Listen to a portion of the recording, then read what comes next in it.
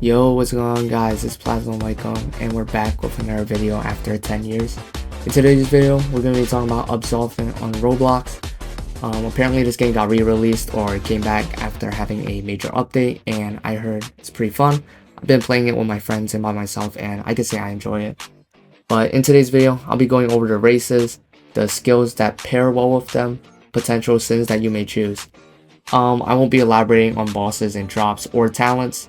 I'll leave that for another time, but I'm just going to give you the basics of the game so you're not as lost as I was when I started the game. Let's get right into it. So the first race we have is RNA. Their buffs are 20% poison damage and 10% attack speed. But in return for that, their debuffs are 2.5% GDR and stuns on them last 25% longer. So for this race, I recommend Poison Arrow.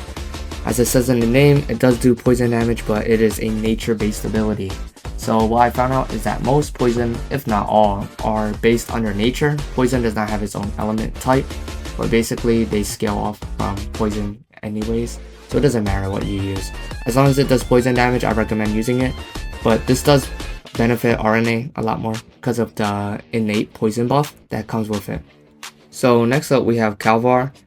This race comes with 30% disease resistance, 30% poison resistance, and 30% bleed resistance. But the downsides are 15% regeneration speed and 5% global healing received. So basically this race is pretty well off by itself. It relies a lot on its resistances rather than heals. So honestly, it could low-key tank a lot of damage, but in return it doesn't get a lot of healing. So honestly, for this race, I recommend any ability to be used because they have no buffs in any specific area, so everything honestly works well. But in my opinion, I still think Lesser Heal is better because this race comes with a 15% regeneration speed reduction, so a bit of healing sustainability would be nice for you. Even though they have a 5% global healing received reduction, I don't think that should impact your Lesser Healing that much because you could just spam recast it. But yeah, by using Lesser Heal, you can sustain yourself more, stay tanky, and honestly not have to worry about dying. But at the end of the day, anything works for this race, but Lesser Heal is more recommended. So next up, we have Crag, which comes with a 12.5% max health and 10% GDR buff. But on top of that, their debuffs are 10% mana regeneration speed with a 15% walk speed reduction. So if you ask me, honestly, I don't think the debuffs really matter for this race. It's a very tanky race. You could eat up a lot more hits compared to every other race. And yeah, I mean, honestly, you're a very tanky build. You could stay back, or honestly, you could be in the front line. If you're playing with a party, I would say Craig is probably one of the best options to choose because you could just eat up almost every hit in the front line. So what I recommend for a Craig is actually Earth Wall, and at the same time, I recommend anything. I'll explain the first part. So for Earth Wall, it actually has a unique scaling where it scales off of your HP instead of Earth element, meaning that the more health you have, obviously the more tanky the wall's gonna be. And Craig already has a HP bonus, so I say on top of that, it benefits both people, and it's very good, but it cannot be used offensively, which kind of sucks until you get this one talent, which is rare. So starting off the game, your Earth Wall won't do damage. You can only use it defensively if you're running away or you're fighting a boss and you trap them, then that's the only time. But besides that, Earth Wall is kind of useless in my opinion. But at the same time, if you don't want to play a defensive game at the start, you can run any element because this race, like Calvar, does not have any buff in specific fields of element, meaning that you could use any element and still probably benefit the most out of it. So for this next race, we have Faceday. I don't know how you say it, but this race is very unique. It comes with a 15% holy damage buff, but it comes with this other passive. Might be a bit confusing, so I'll explain it. If you played Deep Woken before, this is ever-changing Aegis, basically. But if you never played Deep Woken, I'll explain it to you. So it has a special passive where when hit by a damage type, take progressively less damage by the same damage type up to 50%. But when taking less damage from the same type, you take 10% more when hit with a new damage type. So basically what that means is, if you're constantly getting hit with fire over and over, right, the fire is going to eventually do less. But let's say you got hit with 3 fire abilities, right, and then the next one is an ice. that ice ability will do 10% more damage because it's new. But then if it keeps on going ice and ice, then it'll keep on doing less. But if they switch it up at any time, they get 10% damage buff on their new ability. On top of that, you also get a debuff of 10% more skill cooldown time. So for this race, I recommend Light Steps, obviously, because this race comes with a 50% holy damage buff, Light Steps being a holy damage move. So Lesser Heal doesn't count here because it doesn't do damage, so it doesn't benefit off of it. Because this is holy damage only, not holy scaling overall. So Light Steps is an amazing thing for this. Light Steps is a move where you could dash back, dash wherever actually. And then if you M1 again, you shoot out a bullet. You can upgrade it so that it shoots 2. You can also upgrade it so that it dashes farther. So it's good for engaging in combat or escaping. And overall it's very strong. You could poke down bosses with it too. So next race we have Varian. They come with a 25% fire resistance buff along with 7 extra mana. But they come with a 25% frost resistance and 10% holy resistance debuff. So honestly, in my opinion, this race is really nothing special. They just come with extra fire resistance and more mana. So maybe if you plan on being a mage build more than a M1 build, maybe this 7 mana could benefit you. I say in the long run, it's not that much of a big deal, but this race does have more fire resistance and compared to every other race. But yeah, this race has nothing, no special qualities in my opinion.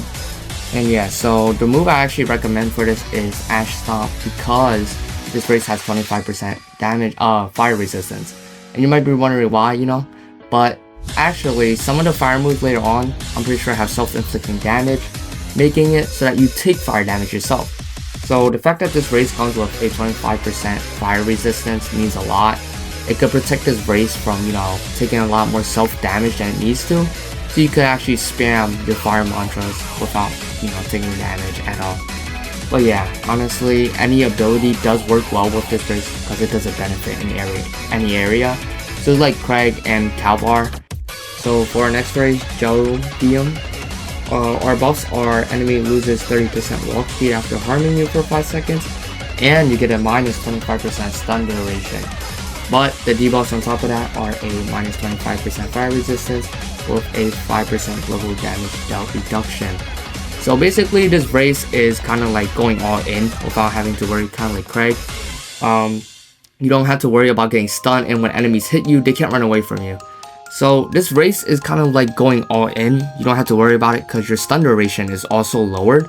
So you could keep fighting without having to worry about the consequences of it.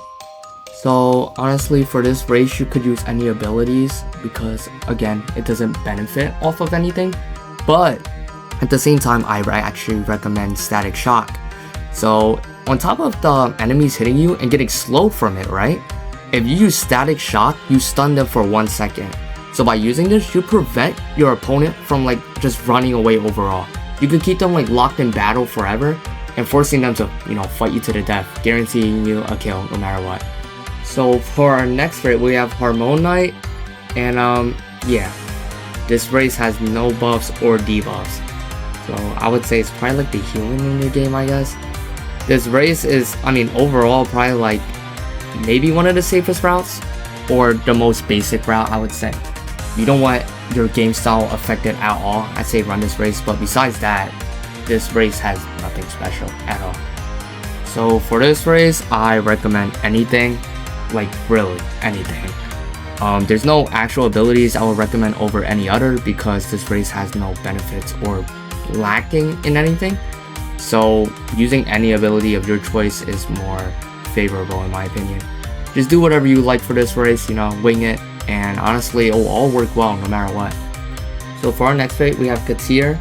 The buffs are a 15% walk speed with a 20% faster roller cooldown, and the debuffs on the other hand are a 15% water resistance with a 10% disease resistance. So overall, this race is very good and very agile in my opinion. I think it's the most agile race in the game actually, making it so that, you know, you could actually run out, search out dungeons way faster, checking for breakables or just scouting for enemies, and you're able to play safe because you could run away while having a lower roll cooldown. So for this race, honestly, any ability works, but I favor multi-shot over any other. And the reason why I do is because multi-shot, basically, if you don't have a bow, it summons a bow for you, right? And it shoots 3 arrows in a cone-like shape. So you could basically run away from your enemies while still doing damage by just casting this ability. All you have to do is do a 180 while running away, shoot, and just keep on running. So yeah, honestly, any ability works for this race, but this move specifically is very good if you're running away. So for this race, the Kixum, I have no idea how you pronounce it. But their buffs are a 15% mana regeneration speed with a 25% nature resistance, but their debuffs on the other hand are a 10% fire and frost resistance debuff. With, on top of that, debuffs on self last 25% longer.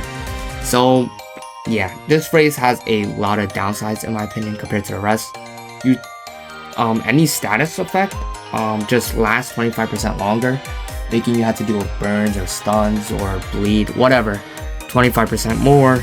But this race is very good in its mana regeneration speed, and is probably one of the best, if not the best, for mage builds, because unlike the other race where you only got 7 mana, this is overall percentage, so it scales off the more you go.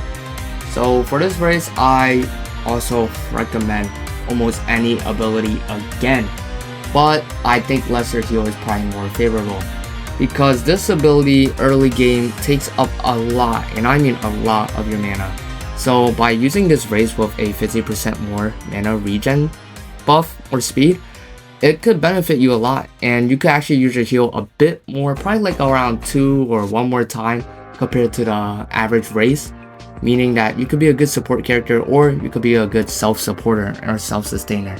But at the same time, any ability works for this race because of its mana regen. Last but not least, we have the Void Touch. Their buffs are 20% shadow damage, -1 mana cost on skills, and an 8% crit damage buff. But the debuff that comes with it is -10% health. So this race is kind of like, I would say, assassin-like in a sense. Because you do a bit more crit damage compared to the average race, and you get a -1 mana cost on skills. That's not that much of a big difference, but over time it does add up to a lot. And its damage bonus is pretty impressive with 20%. So yeah, this race is very, very strong offensively, but the defensive side is not that good because 10% of your health being gone is kind of a major deal. So next we have Gouge. This move is very strong because it's shadow based and you scale off of shadow damage. Basically, it obscures your weapon, basically making it invisible, and you jab them quickly. Basically hard to react, so a lot of enemies aren't going to be able to parry this as fast or parry it at all, and it does shadow damage, so obviously you do more. This thing is good for assassins, I would say, because you could just boom, go behind them, stab, get quick damage off. So next I'm going to talk to you guys is about sins. So after you finish, after you're done picking everything for your character, you get to the very bottom and you get to these things called sins. And basically they're debuffs that you have to have on your character. So you might be wondering, why would I want a debuff? The more debuffs you have, the more SF you get at the end of your journey. So when you wipe, you get these things called SF, bottom right of my screen, the purple thing. And basically SF transfers to soul points. And soul points are permanent upgrades on your character that last forever, no matter what.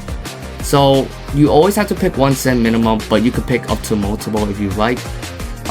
For me, I recommend for beginners, I would say Death. It doesn't, weigh you down a lot. It just makes everything double priced, and yeah, that's really it. It doesn't actually affect your physical character at all. So, I mean, at the end of the day, sin is up to your personal preference. But I would say pick the sin that you think you would be least affected by. Don't pick a sin that's gonna make the game harder unless you're up for the challenge or you want soul points. Yeah, so now I'm just gonna talk about the game itself and what's in it, and then what's the future for the game in my opinion. So I'm new at this game, so my opinion doesn't really matter, I guess you should say. But basically, if you're playing this game solo, expect it to be a lot harder than playing with friends. Playing with friends, I mean, I had like 5 friends and we played it, we just shredded through every dungeon. It really only got harder around difficulty 10, I would say. But yeah, I mean, playing with friends early game is almost like a bandit beater, you don't have to worry about parrying or anything, you just gotta shred through. But if you play solo, there's only 2 enemies per room, usually 2, sometimes there's 1, sometimes there's 3. But after you kill 2 enemies, you always get an orb at the end, which gives you your talents. An orb spawns at the new door, or if the room doesn't go on to another room, it spawns at your old door. So make sure you look out for that. You only get 10 talents per level, so make sure you guys are doing hard dungeons. You can't just boost your friends and expect infinite talents. So yeah, like you have to play on your own sometimes. And on top of that, there's really only 4 bosses in the game. Hopefully they add more, but right now that's all they have. The bosses are based off of like your races though. You can see it like in this clip. I'm fighting the Shao guy, and he's a Shao race, uses the Shao legendary. And on top of that, like there's 3 more. There's the ice, there's the fire, no, the blood, and there's the rock boss. Honestly, it gets boring after a bit. The game is very repetitive, but as long as you don't burn yourself out playing the game, it should be fun. Just, you know, take it chill. And yeah, honestly, this game is fun. I'm glad I found it. If you guys have any questions, you know, leave it in the comments below. Or if you have any tips, you know, I'm down to, you know, hear you guys out because I'm new myself. I don't know everything about this game. But if I haven't mentioned anything in the video, you know, maybe go check it out or check it in the game. I would say use the Trello or the wiki, and they all help me. I mean, honestly, I got most of my information from the Trello actually. So yeah, I'm glad you guys watched this video. If you guys want anything else, let me know in the comments, and I'll see you guys later.